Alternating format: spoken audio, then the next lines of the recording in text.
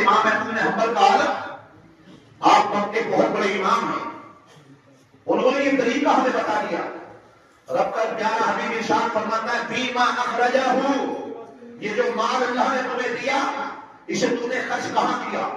مال کمایا حلال، لیکن اگر کہیں حرام کام میں اسے خرچ کر دیا تو اس کا جواب بھی ہمیں دینا پڑے گا، اس کا جواب ان کی بارگاہ میں پیش کرنا پڑے گا۔ اور آج ہم صرف شوق کے طور پر بہت سارے ایسے کام کر جاتے ہیں جو اللہ اس کے رسول کو ناپسند ہے، لیکن ہم اسے کرتے ہیں۔ عزیزان گرامی، تو نے بڑے خون پسینے لگا کر اپنے مال کو جمع کیا تھا، مگر وہ مال تو نے صرف اپنے شوق کی خاطر حرام طریقے پر خرچ کر ڈالا۔ اللہ کی بارگاہ میں پھر پتا جائے گا کہ مال تو نے حلال کمایا مگر خرچ حرام میں کر ڈالا۔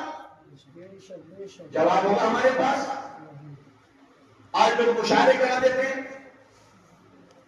مشاعرے صاحب 1 لاکھ روپے کا چندہ، آئے گا کون؟